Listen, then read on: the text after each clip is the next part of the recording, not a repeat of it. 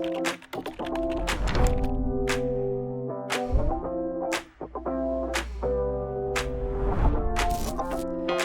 to another episode of All Hands on Tech.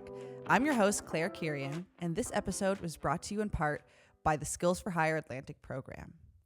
Today, we're venturing into the fast-paced, sometimes chaotic, and always fascinating world of the Security Operations Center, better known as a SOC. We're going to find out what actually happens in a SOC, how different roles might fit together, and what the career path might look like for aspiring professionals. Here to guide us through the ins and outs of SOC life is Derek Halfyard, cybersecurity analyst lead at GoSecure. A certified information systems security professional and regular fixture of the Halifax security scene, Derek knows all things SOCs. Welcome, Derek. Thank you for having me, Claire.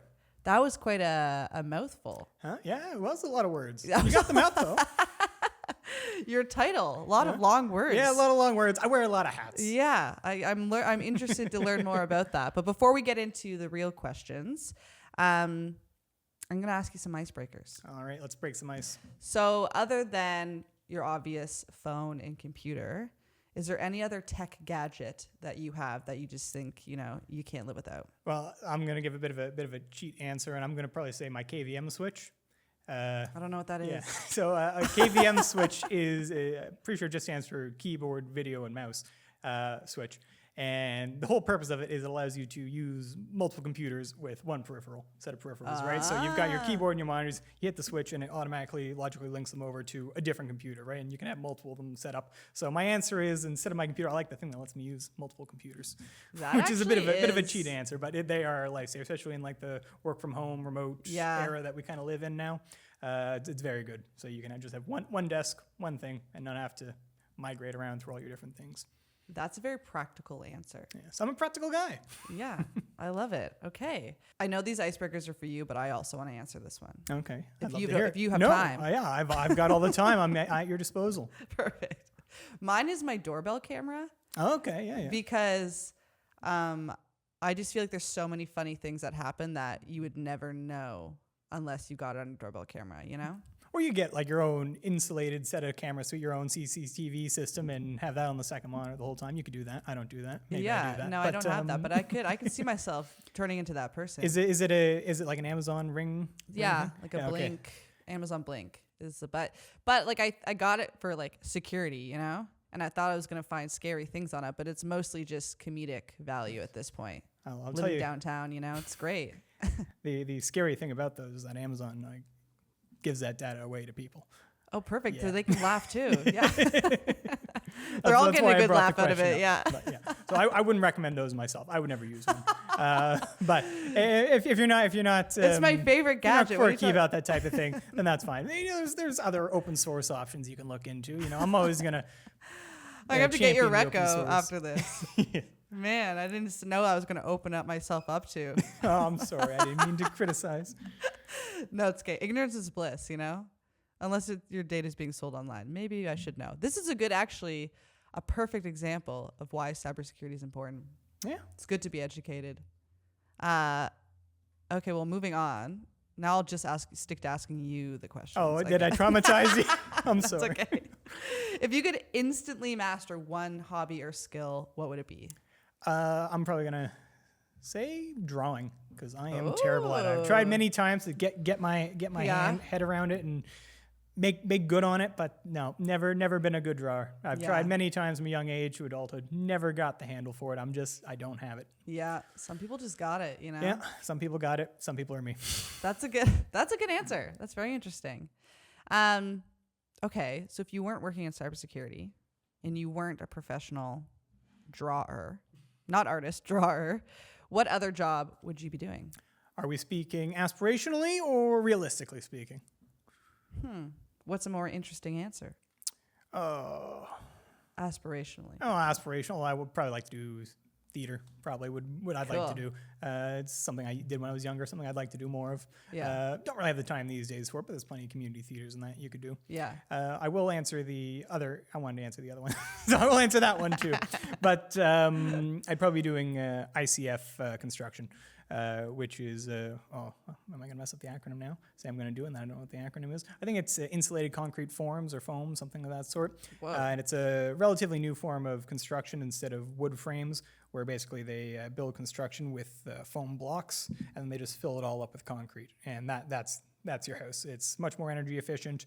It's typically quicker. It's like a mold. Build. Yeah, exactly. Yeah. One thing is you're never doing any renovations on that. That's not happening. But because it's a big concrete block. But it's much better. We were talking about the heat here earlier. It's much better for cooler, all that stuff. So yeah, I'd probably be doing that. Wow, didn't see that one coming.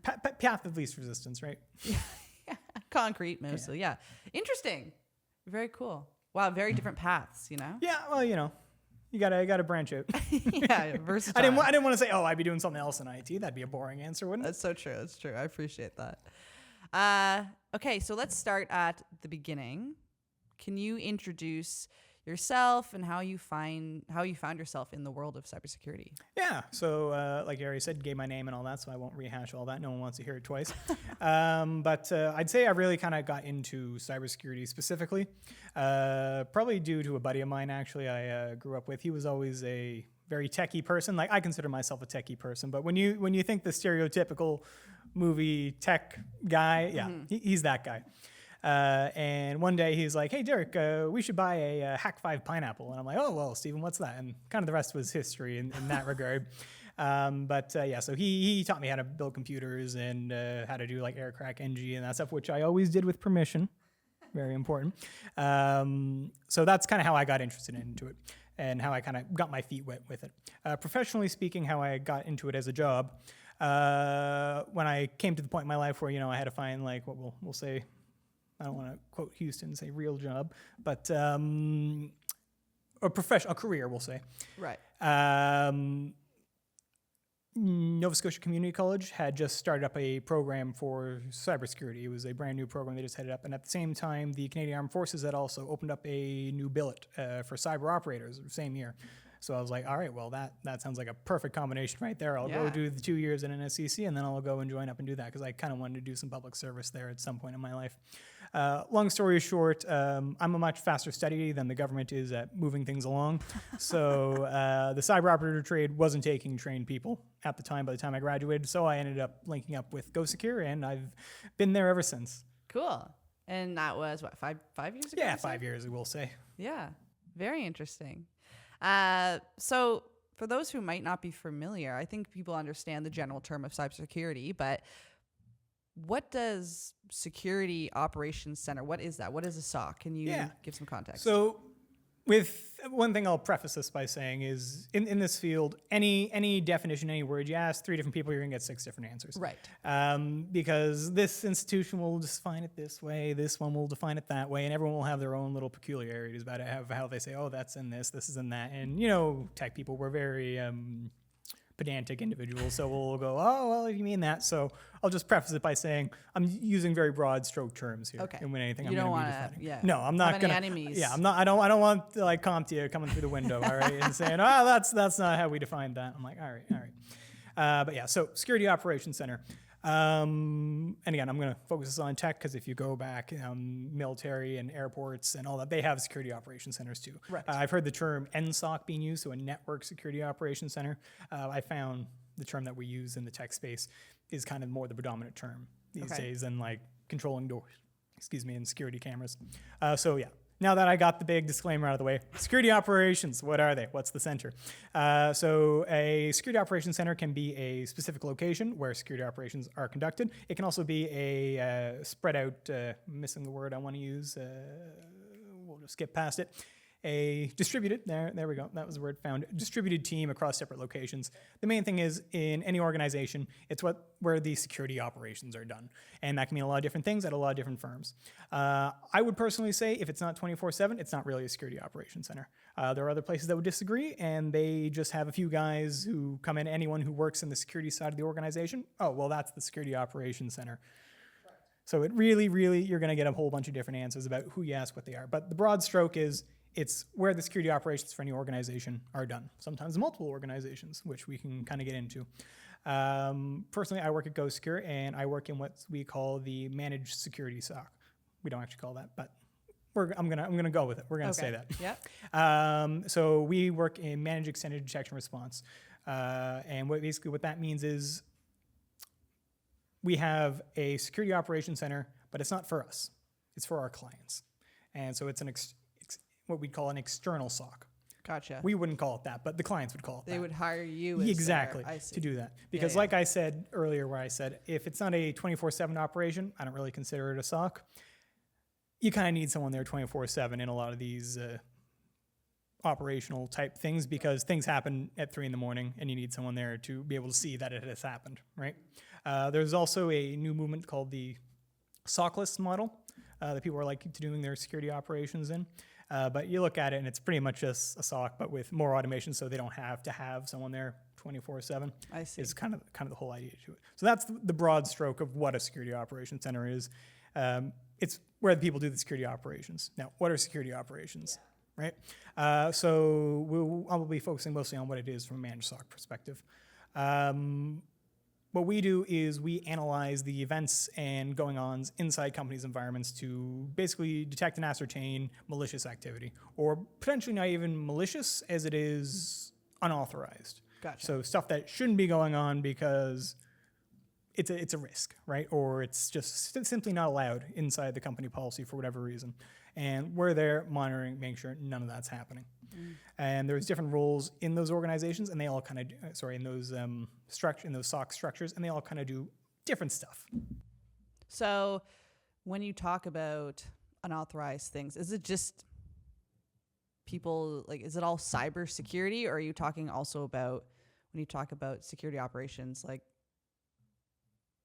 physical security as well, like doors and cameras and all that kind of stuff? They certainly can be, especially when we're talking about cameras and that. So the actual, because all those are what we call IoT devices, Internet of Things devices. So those can all be compromised as well, right? Because they're all just tiny computers end of the day when they hook back into the main network.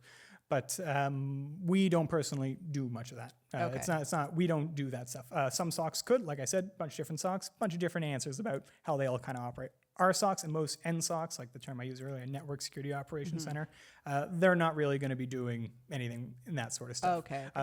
As far as it extends to security cameras for us, it would be monitoring the security cameras to make sure they're not compromised, not the actual video feed on the camera. What's actually happening. Yes, the actual infrastructure is secure and not that whatever's going on the camera. Right. Yeah. If there's a robbery, you're not the one to show up. And No. Well, we definitely don't show up. We definitely won't be doing that. That's in the fine print of your contract. No robberies. Yeah, that's my rider clause. That's fair. Very interesting. Okay, so what are some of the main roles that people would find in a SOC? Yeah. So again, we're going to mostly focus on a managed security perspective here for this, but when you think SOC, the big thing you think of are your SOC analysts. And these are the people who are going to be analyzing the events and all this sort of stuff of what's happening inside the Security Operations Center. And these are typically broken down into Tier 1, Tier 2, Tier 3. A lot of people don't like using that model. A lot of people think it's outdated and say Tier 1 doesn't exist anymore. Again, ask 3 people, you can get 6 answers. But I will go through what the main boilerplate answer you'll typically get is. A Tier 1 analyst is someone who focuses on triage, right? So imagine all the events and security information you're getting from all your different sensors, your firewalls, all that sort of stuff. Imagine is a big river coming through. And the Tier 1 analyst is someone with a nice big long pole with a little net on the end, and they're there sifting through looking for stuff that doesn't look quite right. And once they find it, they're going to go, oh, what's this? And they're going to hand it up to the Tier 2, and the Tier 2 is going to go, yeah, no, put that back, that's fine. And that process is going to go out dozens of times every single day. People are just going to go, is this something? No. Is this something? No. Is this something? No. And that process is just going to keep going and going and going until eventually they go, no, is this something? No. Oh, actually, no, let me see that. I'm going to look closer at that. Right. And that's kind of how the process goes with the Tier 1 and Tier 2. And then once the Tier 2 gets something where they're like, oh, okay, this is something interesting. Again, not so much in a managed security environment, but again, these are the boilerplate definitions you would get. They would be the one who would then go and action what's going on with this Tier 2. So, this incident or peculiarity, this anomaly, we'll call it. They would be the ones who would then going to go and remediate it and look into remediating it, seeing if it even needs to be remediated. So they're the ones who are actually going to go re-image the systems, lock stuff down, whatever needs to be done. That's the typical tier 2 answer of what a tier 2 does. They're the one who looks at it, confirms it, and then actually finalizes it. Where the tier 1 analyst is the triage. They're sifting stuff through, trying to find out what's going on in there. If there is anything, they're going to pick out the stuff that doesn't look right and then hand it off to someone who can actually do something about it. Gotcha. I mentioned a tier 3 earlier, and the tier 3 would, again, boilerplates. I don't love these definitions I'm giving right now. I'm going to give you my own personal one after I've hashed these out, but these are the boilerplate ones. They are typically stamped as threat hunters. And Whoa. Yeah, oh, I know. It sounds really cool. Put that right? on the resume. Threat hunter. Yeah, or just on your Hinge profile. Yeah, oh, I'm a threat hunter. Oh, yeah. Real chiseled, right? No. But where's it going with this? Yes, threat hunters. So a threat hunter, if we go back to my little lovely babbling brook of an analogy, they're the ones who are going to jump into the river and they're going to go swimming in it and they're going to go look for stuff that might not come up on the top. I see. So they're going to actually dig into stuff and they're going to look for stuff beyond what the basic detections are going to show. They're going to start looking into anomalies in the traffic and they're just going to start picking stuff apart to find stuff that your base sensors aren't going to find. And that is if you Google, you get your laptop and you go and you Google what's the difference between those, that's probably the definition. You're going to get something within the ballpark of that. Okay, cool. I don't love those definitions, especially just because, like I said earlier, some people say tier 1 doesn't really exist anymore. It's not really a thing. A lot of orgs still use it, but typically I find, unless it's a very, very big operation where like you're doing thousands and thousands and thousands of endpoints and you've got lots and lots and lots of clients, separating out the tier 1 and the tier 2s doesn't have a whole lot. Sure, there's a nice efficient flow of the handoff there, but otherwise you get people just doing triage all day, and then your tier 2s are sitting around not doing anything because there's nothing to be triaged other than giving the red stamp or the green stamp until the odd time something shows up to be looked at. And again, a lot of orgs, it can be as simple as something just, you've been here a year, oh, congratulations, you're a tier 2, right? So again, all the different orgs, you're going to get different answers of how they operate, how they function, all that sorts of stuff. Another thing you kind of see with tier 3, I know I said tier 3s are typically what we classify as a threat hunter, but some people also like to put some of the other roles that I'll be talking about under the tier 3 banner.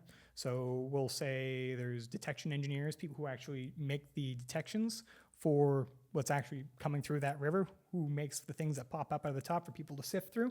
People who make those, sometimes that's considered a tier 3 analyst's duty. Other people would say that's detection engineer. Again, it depends on the organization and how they choose to define things and how they choose to delegate those duties out. I've, from my experience and talking with other people in the industry and how we do, typically those are their own designations. The detection engineer is its own thing. Yeah. But again, it's going to depend. I can't give you any concrete answers on what is and what isn't because someone's always going to have a different opinion on it. So the people in, say, the traditional like tier 1 or tier 2 roles, what would be an example of like a job title, like some sort of analyst? It would just be tier 1 SOC analyst or security analyst, cyber analyst. Triage analyst, like I said, is sometimes thrown around for the tier 1s. Incident response analyst can sometimes be used for tier 2 as well, because like I said, sometimes they do the incident response. But typically, if we're just talking boiler standard, it's just SOC analyst, tier 1, tier 2, tier 3. Or sometimes it can even be junior, no preamble, and then senior. I see. Right? Again, it's going to depend on the org where you're going. Yeah. Okay, cool. So a mix of analysts and engineers, and would you say those are kind of the majority of the titles, some versions of those? Of the core group, of like the core when you first title that pops into your mind, the core operational duties of what a SOC is. Yeah, those would be the core ones that jump to mind, but there's a lot of other positions as well. Yeah. A SOC always has a manager of some sort. And depending on the org, the manager might very well just be a tier 3.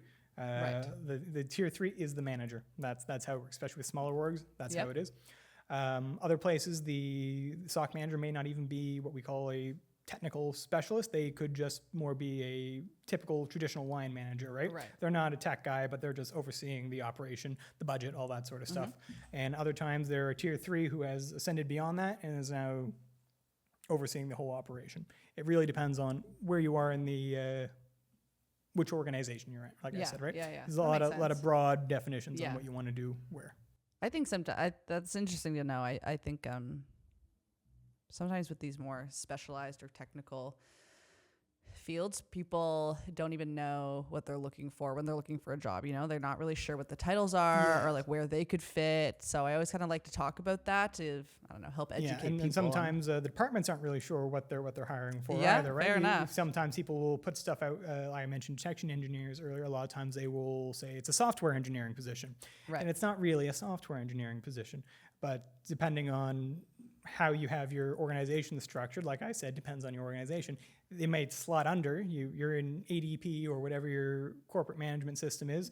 I got to slot in a billet somewhere. It's going under software engineering, right? But really, it should be under security and its own security operations, because you need to understand security operations and programming. There's not a ton of programming to be done in detection engineering. Right.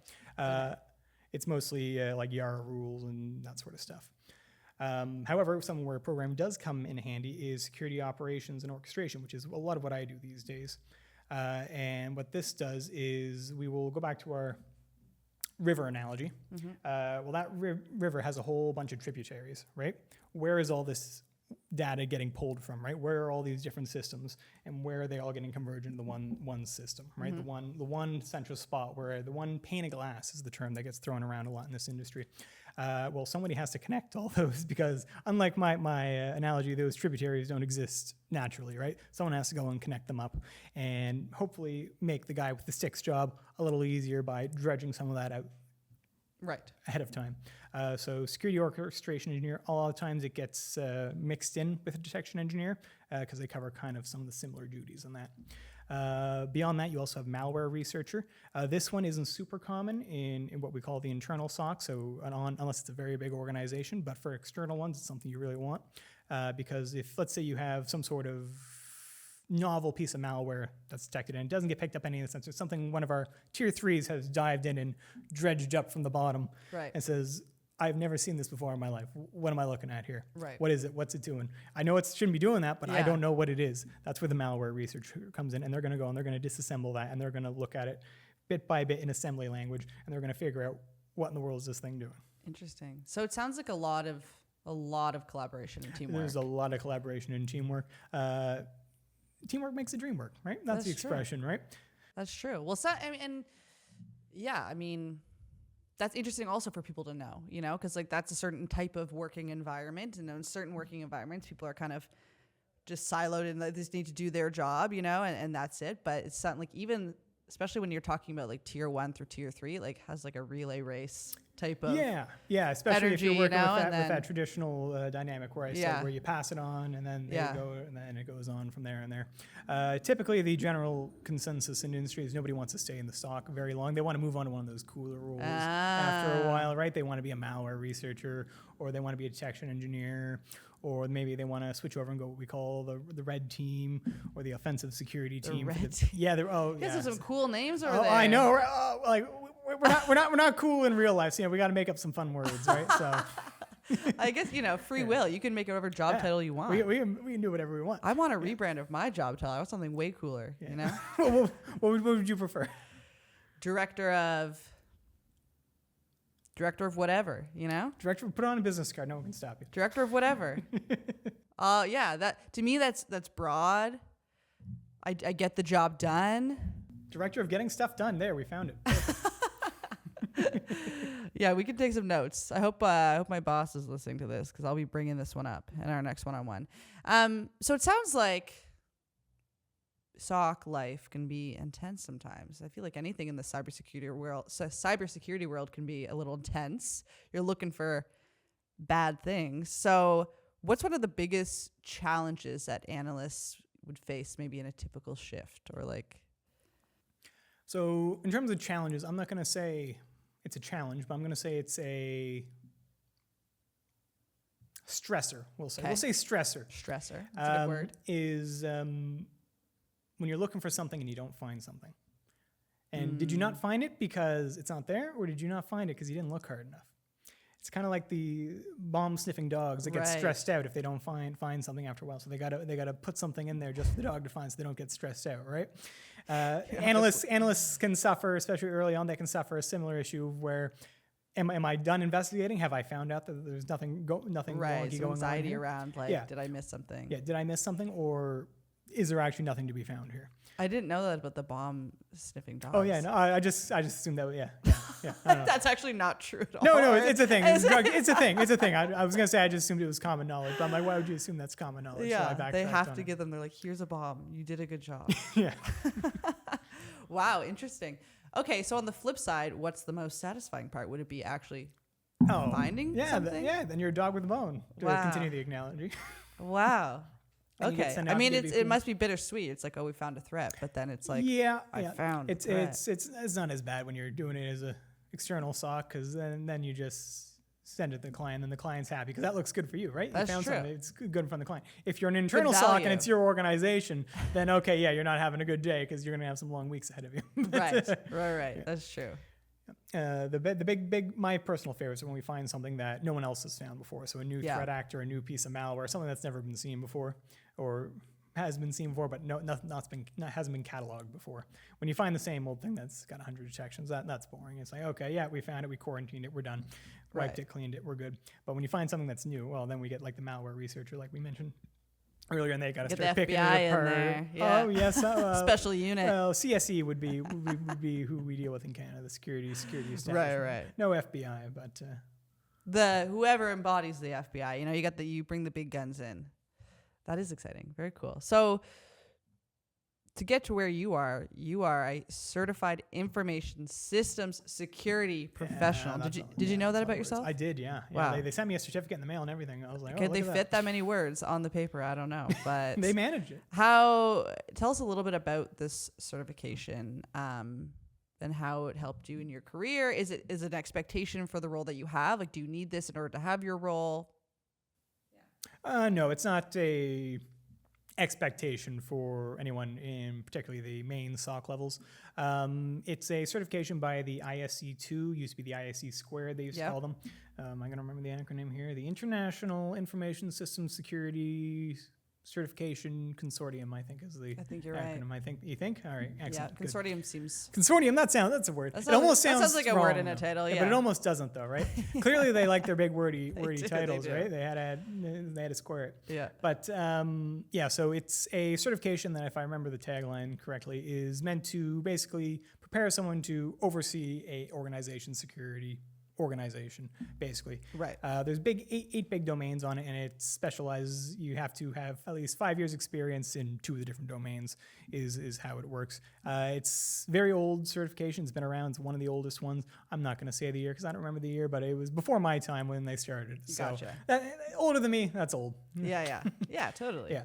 And it's kind of got the view as the gold standard of someone who's a competent cybersecurity practitioner in the industry is kind of how people view it. Yeah. It's a multiple choice exam at the end of the day. Yeah. So your mileage may vary, but it definitely covers a lot of areas, and it makes sure that whatever you get plunked into, you can at the very least know what you don't know and know what you have to do to know it. Yep, fair enough. And that's a big consideration that we have with our programming is it's one thing to graduate from a Digital Nova Scotia program. That's great, but we understand that we're not globally recognized, so we don't care. Our name doesn't carry that much weight. So that's a big thing that we take into consideration when building programs is like, what is industry looking for? What is something, that people can get a badge or certification that's actually going to be recognized when they go to apply for a job. So this is like one of those certifications in our Skills for Hire program, along with some others. But it's always interesting to talk to people who actually have them. So good for you. Good for me. I get a gold star to go with my overly wordy piece of paper. So GoSecure has a reputation for delivering cutting-edge security solutions. Can you share a little bit about that? What makes you stand out? Yeah. So we are more of a smaller boutique, I would say, in the big terms of the industry. So if you're looking for more of a white glove approach to your security services, GoSecure is definitely a good place to look. I talked a lot about the SOC so far today, but I'd really like to shout out our pen test team. Our pen test team, our penetration testers are top of the line, I'm told. I've never actually received one myself, but I know the team, and they audit our own clients a lot. So sometimes we've got a bit of an OP4 situation going on where we're trying to catch them and they're trying to infiltrate the network for our own clients, and we got to try and catch them because they don't tell us they're coming. Of course. So that wouldn't be fun. yeah. So we've actually got a bounty for catching one of our pen testers. He's so ubiquitous. The VP said, no, we need to have a bounty to catch this guy, team, because he's getting past us too much. Wow. That is fun. I'd want to be on that team. Yeah, that's the red team. Like I said, sounds That good, is right? the red team. Of course, that's the red team. That's awesome. That's all right. Okay, very cool. White glove service. I like that. Yeah, that's good. Marketing should take that. We'll go. Yeah. You'll get an email from them. Okay, so finally, for anyone listening who is in the cybersecurity space or looking to get into it, do you have a piece of advice? Make sure it's something you really want. It takes. I'm not gonna say it takes a certain type of person to really enjoy doing it, but if it's a career and it's something you're gonna be doing for hopefully a lot of years. Yeah. Make sure it's something you actually enjoy doing and you're not just looking at it for an easy paycheck, because it's not an easy paycheck. Yeah. Especially these days. Yeah, the tech industry, you know. So make sure it's really something you really want to do, and it'll be rewarding if it is, and if it's not something you have an interest in, you might have a lot of long days where you're wishing you went into something else. Maybe ICF concrete foams. Maybe, yeah. There could be some opportunity in concrete. That's what I heard. Awesome. Thank you so much. I learned a lot, and a lot of really valuable insights from a space I really didn't know much about. So thanks for being here, Derek. Happy to be here. Thank you for having me. See ya.